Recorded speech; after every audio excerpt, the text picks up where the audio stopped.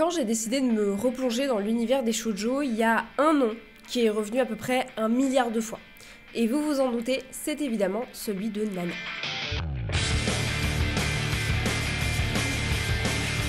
Au fond de moi, je savais que le jour où j'allais décider de découvrir cette œuvre, il y a quelque chose qui allait changer en moi. Un sentiment nouveau allait naître. Et je ne parle pas de ma haine pour le personnage de Takumi. Non, plutôt ce sentiment que j'allais lire un manga, découvrir une œuvre qui allait marquer ma vie.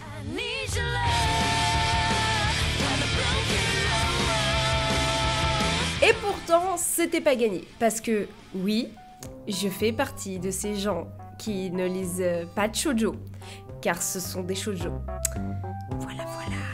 Évidemment, vous le savez sûrement déjà parce que j'en ai déjà parlé 1 milliard de fois sur ma chaîne YouTube. Voilà, j'ai eu une histoire, un parcours un peu difficile avec les shoujo, c'est-à-dire que j'en ai consommé quand j'étais toute petite, hein, les princesses Sarah, les Candy par exemple, que j'avais beaucoup aimé, mais au bout d'un moment, je commençais à vraiment me dire que c'était trop gnangnan, que c'était vraiment pas réaliste, et puis on va pas se mentir, déjà que les animés à mon époque, on va dire, dans la cour de gré, c'était pas super hype. Alors en plus, si quand tu parlais avec quelqu'un, tu lui disais que tes animés préférés c'était Sailor Moon et Candy, bon, il te riait un petit peu au nez. Du coup, j'ai un petit peu occulté, voire complètement occulté en fait, cette cible éditoriale de ma vie. Énorme erreur que je regrette, mais bon, ça fait partie de mon parcours de lectrice, hein, voilà. Et aujourd'hui, en tout cas il y a 1-2 années, j'ai vraiment décidé de me reconsacrer pleinement au manga, y compris au shoujo, au shonen, au seinen, au kodomo, pourquoi pas, et à tout ce que ça englobe en fait.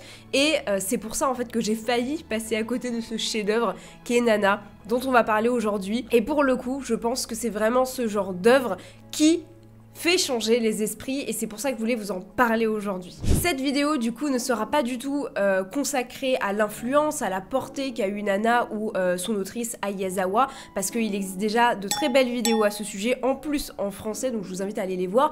Non, ici je vais vraiment juste vous livrer mon analyse, ma review, ma critique, et comment est-ce que Nana a marqué ma vie de lectrice, et comment est-ce que c'est une œuvre qui m'a fait un peu évoluer sur certaines thématiques, sur certains sujets, et notamment sur la question du shoujo, et de pourquoi est-ce que pendant tout ce temps je n'en ai pas lu, qui est vraiment une décision que je regrette et que aujourd'hui je trouve excessivement débile. Et peut-être que si comme moi vous avez eu ces moments dans votre vie où vous vous êtes dit oh je vais pas lire de shonen ou je vais pas lire de shoujo parce que ce sont des shonen et des shoujo, et ben je pense que cette vidéo peut peut-être vous aider à ouvrir un petit peu vos chakras. On attaque du coup cette vidéo sans plus tarder, je vous laisse prendre un petit thé, un café, vous posez dans votre canapé devant votre télé, votre PC ou votre smartphone ou n'importe quoi d'autre, et les amis, on attaque cette vidéo, j'espère qu'elle vous plaira, c'est parti.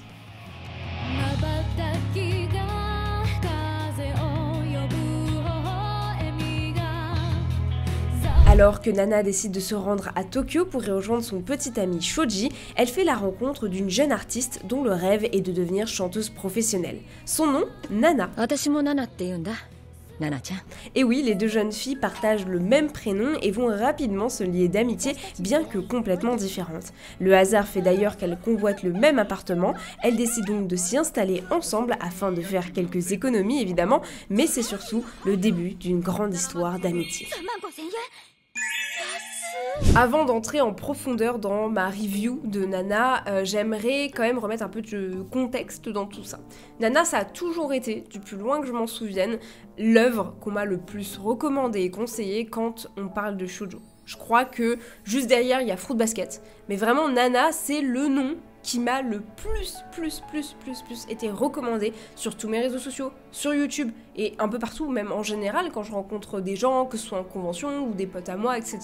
Dès qu'on parle de manga et notamment de shoujo, Nana, c'est vraiment l'œuvre numéro 1 qui est le plus citée. Et donc j'ai toujours imaginé Nana comme étant ce genre d'œuvre qui change un peu une vie, qui change un peu la vision que t'as de certaines choses, une œuvre qui vraiment te marque. Et ben on va pas se mentir, cette vidéo est là parce que ça a été réellement le cas, et même si j'avais ces attentes là, faut vraiment comprendre que j'ai essayé du mieux que je peux de tout mettre en arrière et d'enlever tous les préjugés, les stéréotypes que j'avais, tous les clichés et mes attentes pour vraiment plonger dans cette œuvre et l'apprécier. Certes, je savais un minimum que ça allait probablement me plaire, mais or me dire c'est trop bien Nana, lis Nana, je savais pas vraiment de quoi ça parlait en fait. Et ben, Nana, en réalité, c'est un manga de musique. Et ça tombe extrêmement bien, parce que la musique, c'est quand même un excellent moyen de faire passer des émotions et des sentiments. Et le thème du manga, du coup, est absolument bien trouvé, et en fait, il résonne encore plus fort lorsqu'on connaît l'amour qui a été apporté à l'anime. Parce que oui, du coup, j'ai commencé par l'anime, et ensuite, j'ai évidemment basculé sur le manga, puisque l'anime n'adapte pas tout. Il y a 47 épisodes et on est rendu au tome 12, il me semble, quelque chose comme ça. Donc j'ai vraiment fait première partie en animé, deuxième partie en manga tout simplement. Et j'ai été, dans un premier temps, subjuguée par le soin, le détail, l'amour vraiment apporté à la conception de la bande-son. Certes, l'animé est quand même un peu daté, un peu vieillot. Alors vous le savez, moi c'est pas un truc qui me dérange, mais je sais que pour certaines personnes, c'est compliqué, le chara-design est très marqué, surtout celui de Ayazawa, l'autrice. Tu le reconnais, tu vois, vraiment, je me suis limite posé la question à l'époque où j'ai découvert The One, qui est un shoujo taïwanais, si je dis pas de bêtises, de chez Meian. Je me suis dit, alors là, il y a deux possibilités. Soit c'est Ayazawa ou une de ses assistantes, hein, tu vois, ce qui serait logique, parce que vraiment, le dessin est extrêmement ressemblant, soit c'est une giga fan, et c'est là, en fait, où j'ai commencé à réaliser l'importance et l'influence de Ayazawa. Après, je me suis un peu intéressée à la personne et ensuite, on en arrive là en 2024, fin 2024, où j'ai lu l'œuvre et je peux vous dire que... quelle œuvre. Enfin bref, Nana donc c'est un manga de musique, mais pas que. Nana c'est surtout l'histoire d'un groupe de potes. Et ouais, face à toutes les situations auxquelles ils vont faire face, il en sortira toujours une certaine évolution, un développement de notre protagoniste et de nos protagonistes, puisqu'il y en a toute une flopée, et ce sont bien les émotions, les relations humaines qui sont au cœur du récit. Juste parce que j'ai envie de vous parler des personnages, parce que je les trouve absolument incroyable. J'ai envie de vous donner un petit peu mon ressenti sur chacun des personnages pour que vous compreniez mieux les points que je vais aborder par la suite. Shin. Shin est un personnage que j'ai absolument adoré suivre dans son écriture qui est assez brillant. Sous ses airs de jeune garçon un peu désinvolte, un peu insouciant, il s'avère en réalité être très mature. Et pourtant, il est très jeune, je crois qu'au début du manga, il a genre 15 ou 16 ans, quelque chose comme ça. Et c'est un garçon sensible, émotif, avec une histoire poignante. Et sa relation avec Reira et ce qu'il représente pour elle est totalement juste et bien amené. Alors, je vais essayer de vous spoil le moins possible dans cette vidéo, mais il se trouve qu'il y aura forcément des soft spoils, c'est-à-dire des éléments du récit qui vont venir s'ajouter à ma vidéo, mais où il n'y aura pas de contexte. Vous saurez pas c'est quoi le moment, vous ne saurez pas c'est qui les personnes qui sont impliquées dedans, mais il y a des petits éléments qui pourraient vous spoil, donc je préfère le préciser. Après, j'ai essayé quand même de rester en surface et d'aborder les choses pas trop en profondeur pour que ce soit un peu plus accessible à tout le monde. Et en parlant de Reira, je vais être honnête avec vous, si j'aime la majorité du cast, Reira c'est un personnage qui, au début, j'avais rien contre elle, mais plus on avançait dans le développement de sa relation avec différents autres protagonistes, j'essaye de m'adresser à ceux qui ont déjà lu comme ça, vous comprenez ce que je dis, avec d'autres protagonistes, donc il y a Shin, et puis ensuite d'autres personnages masculins, et là en fait on découvre une autre personnalité, on découvre une autre facette en fait de qui elle est. Alors j'ai pas forcément matché avec sa personnalité, j'ai pas forcément matché avec qui elle est à ce moment-là, et ce qu'on nous fait découvrir d'elle-même. Par contre je dois quand même avouer que j'ai aimé la manière dont elle est écrite, abordée, nuancée, c'est-à-dire que j'ai aimé le fait qu'il n'y a pas juste cette façade de Reira, la diva, la princesse, la jolie fille que tout le monde adule, qui est au centre de l'attention, etc. Et qu'on va beaucoup plus en profondeur sur qui elle est, les sentiments, ce qu'elle ressent, comment elle est au fond d'elle, et cette carapace qu'on brise, en fait, vraiment, que l'autrice va briser pour aller piocher directement dans son cœur finalement pour nous montrer ce qu'il y a. En fait, Ayazawa, elle met vraiment ses personnages à nu d'une certaine manière. Mais je dois dire, et ça m'a surpris, que j'ai été particulièrement impressionnée par l'écriture de Hachi. Donc en fait, il y a du coup deux Nana, Nana Osaki et Nana Komatsu. C'est le point de départ de notre histoire comme je vous l'ai dit.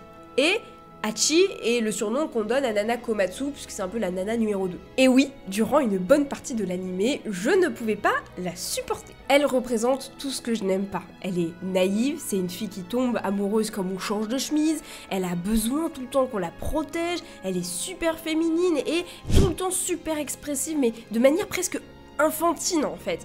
Ou alors comme un petit chien, vu que c'est comme ça qu'elle est souvent métaphorisée dans le manga ou dans l'anime, ce qui a réellement le don de m'agacer. J'aime pas du tout cette manière de animaliser un personnage en le rendant vraiment presque débile quoi. Oh le petit chien, ah c'est Nana, c'est Hachi, oh c'est le petit toutou, hein, voilà. Oh, ça me saoulait. Mais à un certain point de l'anime, j'avoue que j'ai commencé vraiment à m'attacher à elle. J'ai vraiment commencé à développer une certaine affection pour ce personnage. Pourquoi ? Parce que je me rendais bien compte en fait qu'elle subissait absolument tout ce qui se passait autour d'elle. C'est d'ailleurs à ce moment-là que ma haine envers Takumi commence à émerger, puisque en fait il se joue d'elle littéralement. Il la manipule, il en profite d'elle et ça me foutait dans une rage noire. Alors forcément quand tu as un méchant, à côté Nana, Hachi, j'ai juste envie de la soutenir et d'aller lui apporter mon aide, tu vois, alors que je la supportais pas forcément. Mais c'est vraiment à ce moment-là du manga, ou plutôt de l'anime du coup, où j'ai commencé à être en mode « Oh la pauvre quoi, miskin, j'ai envie de lui faire un câlin !» Et finalement j'avais vraiment l'impression qu'elle était rien d'autre que son animal de compagnie et que ça lui convenait bien.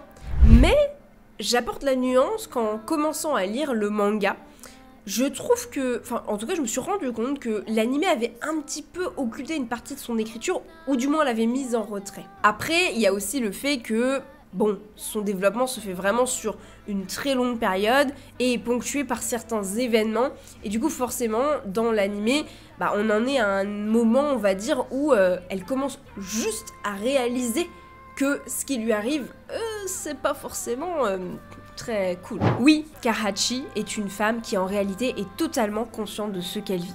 Elle n'hésite pas à mettre les mots sur les situations problématiques qu'elle vit avec Takumi, c'est vraiment le toxic boy par excellence. Et c'est même parfois dit de manière si crue que ça m'a perturbée en fait. Parce que j'ai toujours eu l'impression qu'avec Hachi, il fallait prendre des pincettes pour pas la choquer. Parce que sinon, elle allait se casser en deux, s'envoler à la première brise, et qu'il fallait du coup tout le temps essayer de la choyer et de pas la choquer, tu vois. Or, elle-même utilise un vocabulaire à un moment où tu te dis « Waouh, qui es-tu ? Tu n'es plus Hachi du début du manga. » Tu vois, il y a une véritable évolution, elle n'est plus la même en fait. Hachi a simplement pris en maturité et je trouve que l'anime a un peu loupé cette subtilité. Ses questionnements évoluent, ses doutes se portent bien plus sur l'avenir de son enfant que sur elle-même.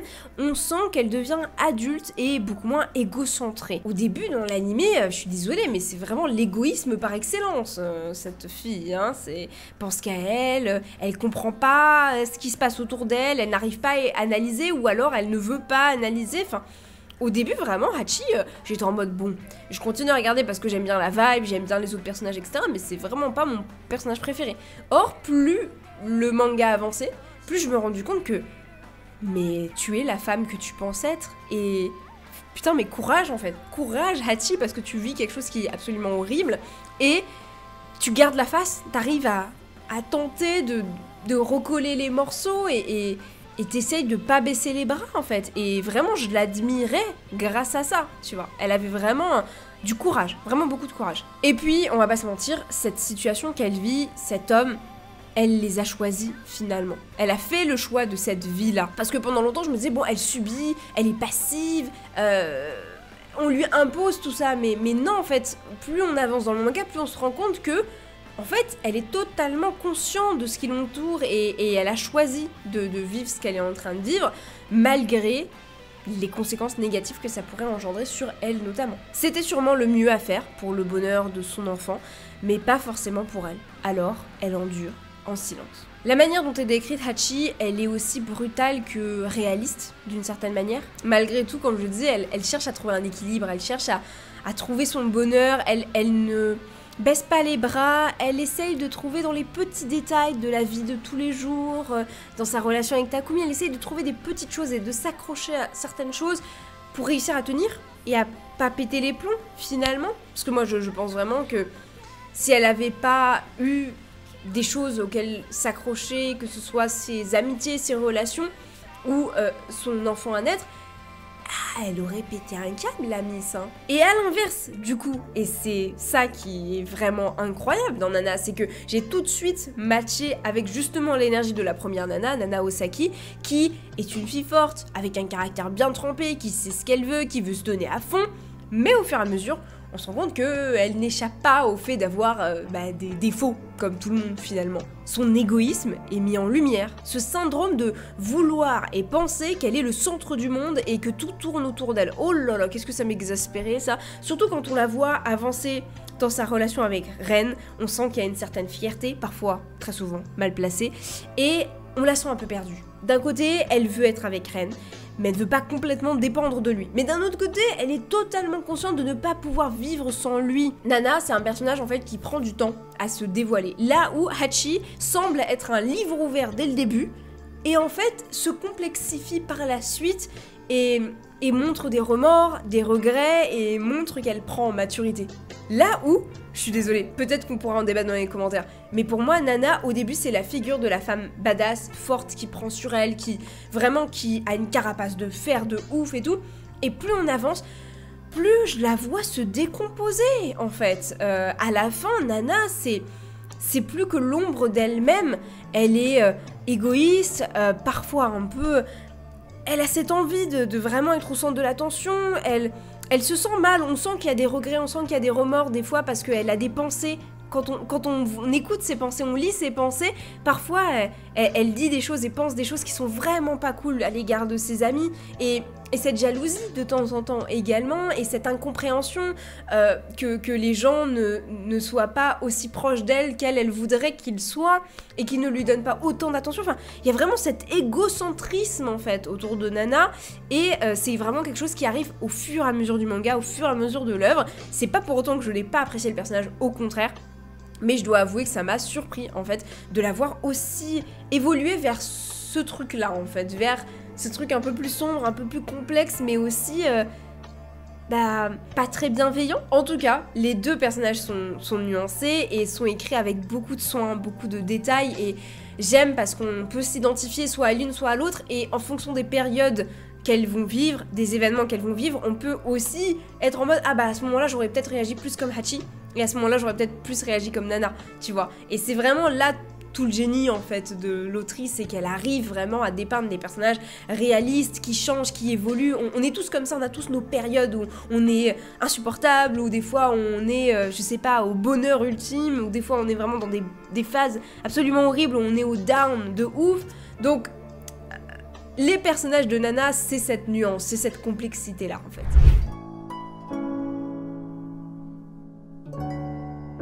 L'écriture des personnages et l'écriture et la mise en avant des sentiments, des émotions, l'évolution en fait et les développements des personnages et de leurs relations, c'est vraiment un truc qui m'a... J'ai halluciné vraiment quand j'ai lu ça, ça passait par tellement de phases et c'était tellement prenant et réaliste et tangible en fait que c'est vraiment un élément de Nana que j'ai adoré. Et vous savez, on dit souvent que shoujo égale romance. Bien sûr, c'est un stéréotype, c'est un cliché, c'est quelque chose qui est vachement ancré, malheureusement, dans la tête de beaucoup de gens. Hein, on rappelle que le shoujo est une cible éditoriale et que ce n'est pas un genre, donc on ne se contente pas juste à de la romance. Et dans cet exemple précis de Nana, qui est un titre quand même vachement connu pour du shoujo, eh ben, on peut pas dire que ce soit le cas. On peut vraiment pas dire que la romance soit au cœur du récit. En tout cas, moi, je sors des 21 tomes, c'est pas la romance que je ressortirai le plus. En tout cas, je dirais que c'est pas vraiment l'amour au sens amoureux qui est le sujet principal de Nana, mais plutôt l'amour au sens amical, l'amitié en fait. Amitié qui est dépeinte avec beaucoup de soins, beaucoup de détails grâce à ce procédé qu'on revoit extrêmement souvent dans les shoujo, qui est une sorte de discussion intérieure, de monologue intérieur, c'est-à-dire qu'on va se mettre dans le point de vue des personnages, on va se mettre dans leur tête, on va savoir un petit peu ce qu'ils pensent sur les uns sur les autres, on va avoir accès en fait à leurs pensées les plus intimes, et ça c'est quelque chose qu'on retrouve beaucoup dans les shoujo et qui permet une évolution un développement des personnages aussi bien que dans Nana finalement. Et au-delà de ça, il y a un vrai parallèle qui est créé en fait dans Nana entre l'amour amoureux, vraiment la relation charnelle, la relation intime entre un homme et une femme par exemple, mais également l'amour amical, cette relation qu'elle dépeint aussi d'une manière très singulière et qu'elle met vraiment directement en opposition avec l'amour amoureux dans certains moments et dans d'autres moments qui se complémentent finalement. C'est un des aspects qui a marqué ma lecture, notamment l'amitié. Je trouve qu'on n'en parle pas assez quand on parle de shoujo. Je pense que la question de l'amitié, de cette relation saine entre deux personnes, même sexe ou non, on n'en parle pas assez. C'est pas un élément qui revient très souvent et pourtant qu'est-ce qu'il m'a touché dans Nana ? Car c'est quand même le cœur du récit. On suit deux jeunes femmes que tout oppose et qui pourtant trouvent une certaine résonance l'une avec l'autre. Elles ne s'habillent pas pareil, ne parlent pas pareil, n'expriment pas leurs sentiments de la même manière, n'ont pas les mêmes goûts et pourtant entre elles s'écrit un lien absolument unique et fabuleux qui parfois peut même faire penser à de l'amour. Et encore une fois, c'est là tout le génie de Ai Yazawa, c'est d'avoir réussi à dépeindre le coup de foudre amical en fait. Cette relation si intime, si privilégiée, si particulière qu'on croirait même que Nana ne pourrait pas vivre sans l'autre Nana et Nana ne pourrait pas vivre sans l'autre Nana. Et selon moi, cette dimension, on la retrouve souvent dans les shoujo car pour poser les bases d'une bonne relation amoureuse, une relation solide, il faut d'abord être bien entouré, avoir des appuis qui sont forts en fait. Du moins, c'est comme ça que moi je l'ai interprété. Et du peu que j'ai commencé à vraiment découvrir de cette cible éditoriale, on suggère très largement l'importance de la famille, que ce soit lié par le sang ou par le cœur. Les amis, cette famille que tu vas choisir en fait. Et c'est souvent la clé d'une histoire saine.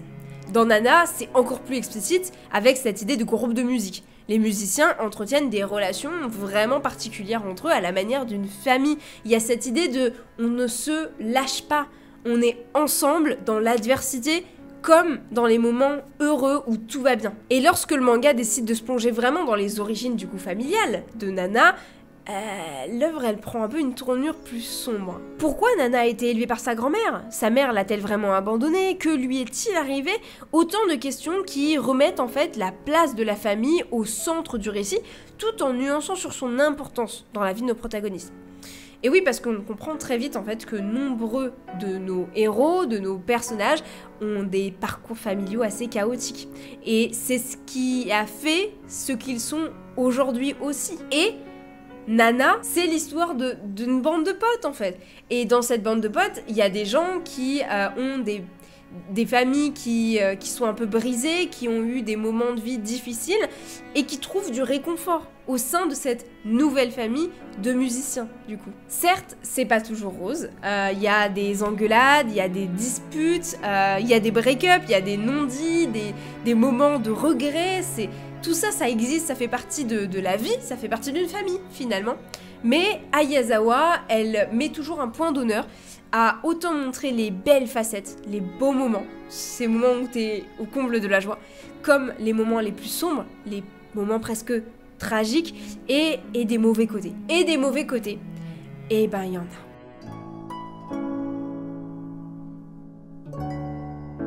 a. Ok. C'est l'heure pour moi de déverser ma haine de Takumi. D'ailleurs, je pense à fonder un hater club de cet individu, donc si vous voulez me rejoindre, n'hésitez pas à me le dire dans les commentaires, hein, voilà. J'ai rarement été aussi impliquée dans la détestation et la haine d'un personnage, vraiment. Mais bizarrement, quand ça arrive, c'est souvent dans des shoujo, où vraiment tu as le méchant caricatural parfois, ou vraiment la personne qui fait du mal à notre héroïne. Ça s'en sort beaucoup. Déjà, car l'accent est souvent mis sur les émotions, sur les développements de relations et de sentiments entre nos personnages, donc forcément, émotionnellement, t'es beaucoup plus investi que dans d'autres mangas, hein, typiquement. Et car on va pas se mytho, Takumi, c'est vraiment l'enfoiré de première. Voilà, je suis désolée, je suis vulgaire, mais là, j'ai pas d'autres mots, j'ai pas de mots plus soft. Là, je peux pas atténuer à quel point ce mec est juste une ordure. Et je vais pas vous mentir, ça m'a dérangé. Ça m'a dérangé déjà parce que c'est un connard, voilà. Je trouvais que jusque-là, l'autrice avait vraiment réussi à créer des personnages masculins nuancés et pas trop clichés ou caricaturaux. Mais lui, Takumi, il y a rien à sauver. Zéro, niet. Il est toxique au possible, insupportable dans sa manière de traiter Hachi.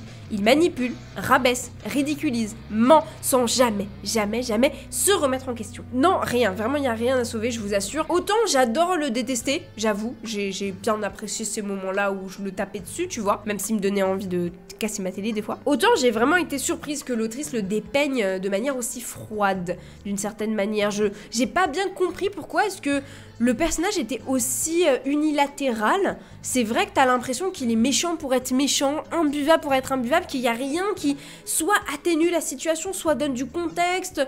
Peut-être qu'il y a des choses qui sont arrivées, ou que peut-être qu'il a une rancune envers Hachi, ou quelque chose comme ça. Il n'y a rien de tout ça qui est évoqué. Donc je me dis, peut-être que la piste qui a été donnée et comment j'ai un peu compris la chose, même si je suis pas du tout sûre de ce que j'avance, c'est que le mec a vraiment un problème au niveau de la compréhension d'une certaine humanité. En fait, j'ai l'impression qu'il a vraiment du mal à comprendre les subtilités. Le second degré, tu vois, il est un petit peu trop lisse, linéaire sur ce qu'il ressent. Il a du mal, en fait, à comprendre les sentiments des autres et à recevoir ces émotions-là. Moi, j'ai vraiment eu l'impression que l'autrice amenait peut-être sur cette piste-là où le mec a vraiment peut-être juste un problème, tu vois. Mais ça n'a jamais été creusé. Il y a quelques brides de ce truc-là où des fois, quand quelqu'un lui dit « Ouais, bon, laisse tomber », mais que tu sens bien que la personne veut pas qu'il laisse tomber, et lui, il laisse tomber quand même en mode « Bon, elle m'a dit que je laisse tomber, je laisse tomber ». Vous voyez ce que je veux dire ou pas? Parce que c'est les seuls moments où je me dis « Ah, peut-être que l'autrice nous emmène sur cette piste-là ». Or ça, je comprends pas. Et puis même, le chapitre qui explique un peu plus son enfance, quoi qu'arrive à un peu nuancer le personnage, bah il aura pas réussi à m'attendrir, hein. Pas du tout. Genre, j'étais en mode, bon, ok, il a eu une situation difficile, mais ça n'explique pas le comportement de con qu'il a eu avec Hachi, alors qu'en plus, il a quand même plutôt bien traité dans sa jeunesse Reira. Honnêtement, là, je suis un peu perdue. Je comprends pas. Alors attention, par contre, je ne dis pas que avoir des éléments de contexte justifierait ses actions, justifierait son comportement foireux. Non, c'est un con et il s'est comporté comme un con, point. Il n'y a pas de justification à ça. Par contre, il n'a pas eu le même traitement que, par exemple, un Shoji. Shoji, attendez les gars, Shoji, c'est un des premiers petits copains de Hachi au tout début de l'animé, et le mec va quand même finir par tromper notre héroïne, notre protagoniste principale, ce qui est dégueulasse, irrespectueux, ce que vous voulez, on est d'accord là-dessus. Mais Shoji n'est pas dépeint juste comme le mec qui a trompé le méchant parce qu'il est méchant et il a trompé. Et non, on a développé ses doutes, on a développé ses remises en question, on a développé ses remords, ses regrets, on développe même Sachiko, la fille avec laquelle il trompe sa copine, pour laquelle je peux même pas être... Tu vois, d'habitude, quand il y a des histoires de tromperie, tu détestes le mec, hein, quand c'est lui qui a trompé, et tu détestes la meuf avec qui on s'est fait tromper, tu vois. Sachiko, je suis désolée, j'ai de la peine pour elle aussi, en fait. Et au final, ils ont réussi à trouver une certaine dynamique après ça, etc. Donc, je lui en veux. On lui en veut, certes, à ce Shoji, parce que ce qu'il a fait est pas bien, tu vois. Il a fait du mal à Hachi, il l'a blessé. Mais il n'est pas juste l'homme qui a blessé, il est l'homme qui a aussi été blessé, il est l'homme qui a aussi reçu... des éléments, en fait, des ingrédients finalement pour l'amener à faire ce qu'il a fait. Et j'ai bien aimé que l'autrice nuance son personnage et ne nous le dépeint pas juste comme un être horrible qui a fait juste du mal, tu vois. Et en plus, on va même plus loin. À un moment, Hachi, elle regrette, elle se pose des questions, elle se dit que peut-être elle aussi, elle a pas été complètement bien envers lui et que ça peut-être expliqué aussi ça et que elle commence à avoir un cheminement un peu plus adulte sur ce qui s'est passé, et c'est aussi à ce moment-là où elle commence à prendre en maturité, à se dire que les choses sont pas aussi binaires qu'elle le pensait, tu vois. En tout cas, j'ai aimé vraiment ce chapitre de l'histoire de Nana où il y a de la nuance, il y a de la complexité, tout n'est pas binaire, blanc ou noir, on a du gris, voilà. Et c'est ce qui manque cruellement au personnage de Takumi, définitivement, c'est ce qui manque à Takumi. Le mec est uniquement juste une merde et un ordure et point. il se comporte vraiment mal avec Hachi, il lui parle d'une manière horrible, et surtout, moi, ce qui m'a vraiment, mais insupporté, j'ai l'impression que tout le monde autour le sait, s'en rend compte, est conscient de ce qui se passe, et de ce mec imbuvable, et pourtant, mais personne bouge le petit doigt, mais que quelqu'un le remette à sa place, en fait, je sais pas, faites quelque chose, le mec a besoin d'une claque, comme Nana, au bout d'un moment dans le manga, elle a besoin d'une claque, elle a besoin que quelqu'un lui dise, meuf, mais arrête quoi, arrête, tu fais de la merde, mec, tu fais de la merde, et remets-toi en question et réfléchis 5 minutes à tes actions, et ça m'a rendu ouf, mais encore une fois, je vous parle vraiment avec le cœur, parce que l'autrice a tellement bien fait son travail, en me donnant tous les éléments émotionnels et sentimentaux de cette histoire, que je suis juste super investie dedans. Et je comprends vraiment les fans de Nana. Je pense qu'on peut dire que je suis devenue une fan de Nana, en fait, finalement. D'ailleurs, j'en profite pour revenir là-dessus, mais d'un autre côté, je dis pas du tout que tous les autres personnages sont exempts de tout défaut, sont parfaits et tout. Au contraire, c'est un truc que j'adore, c'est que l'autrice va vraiment réussir à dépeindre tous nos personnages. Ils ont forcément un moment où ils font une crasse, où ils font un truc nul, où ils ont des défauts et des trucs comme ça. Le meilleur exemple pour moi, c'est Hachi. Hachi qui abandonne lâchement Nobu pour Takumi, sans explication, sans rien. Le pauvre. Mais vraiment, genre à ce moment-là, j'étais en mode, mais Hachi, réveille-toi. Soit tu te fais manipuler, soit juste t'es conne, juste parle avec lui. Pourquoi tu lui fais ça, lui qui... Ah bref, vous voyez ce que je veux dire.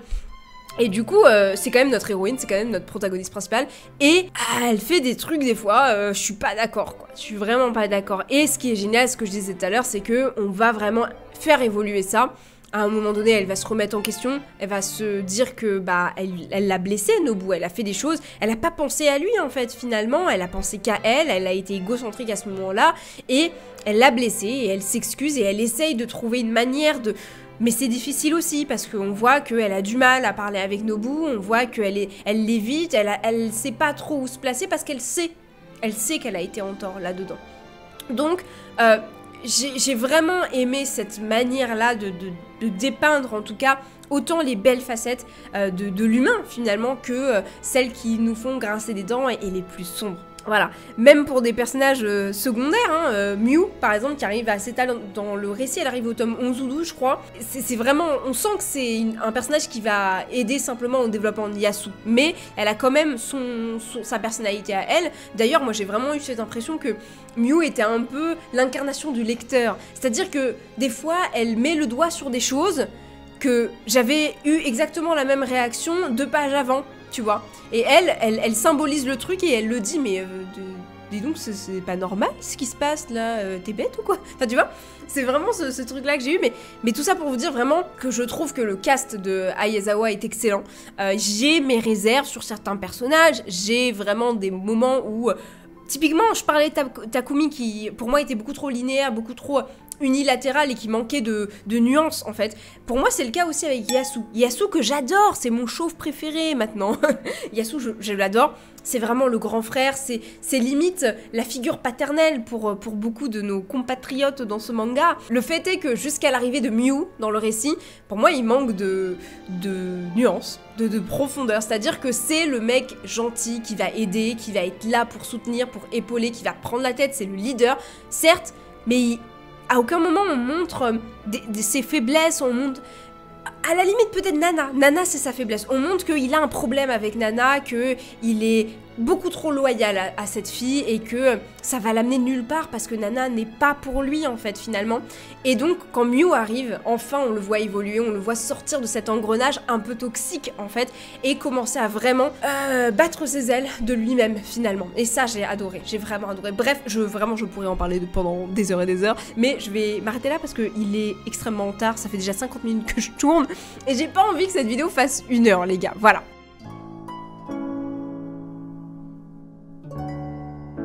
Nana, c'est ce genre de manga que tu apprécieras différemment selon l'époque, la période et l'âge à laquelle tu le lis. Je pense vraiment que tu vas voir les gens différemment, tu vas soutenir des personnes ou d'autres de différentes manières et tu vas comprendre certaines motivations plutôt que d'autres.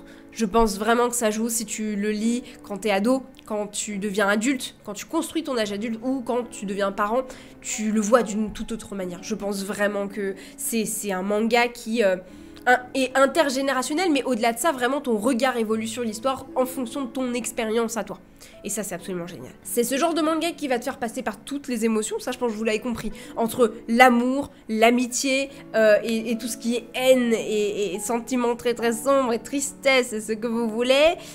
C'est vraiment quelque chose de... C'est les montagnes russes, finalement. Et c'est vraiment le genre d'œuvre qui change un peu une vie, qui fait relativiser aussi, qui guérit. Nana, c'est une forme de thérapie. Une thérapie dont, honnêtement, j'avais pas besoin. Mais je me suis rendu compte à quel point ça m'a fait du bien.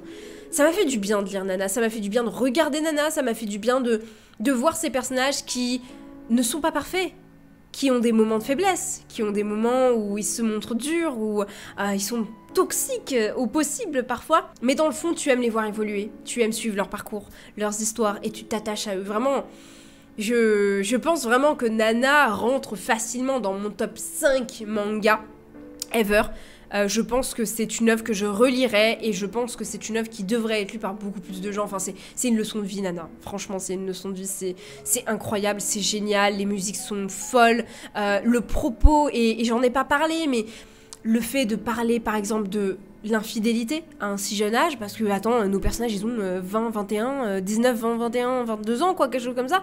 Le fait de parler de grossesse, et en plus, on amène cette notion de consentement. Il y a tellement de sujets abordés dans Nana, et je suis même un peu surprise que ça soit pas un josei, finalement, parce que c'est vrai que, alors, oui, je comprends que ça puisse être adressé à des jeunes filles, mais il y a vraiment des sous-titres que quand tu es jeune femme, tu comprends différemment, en fait, finalement.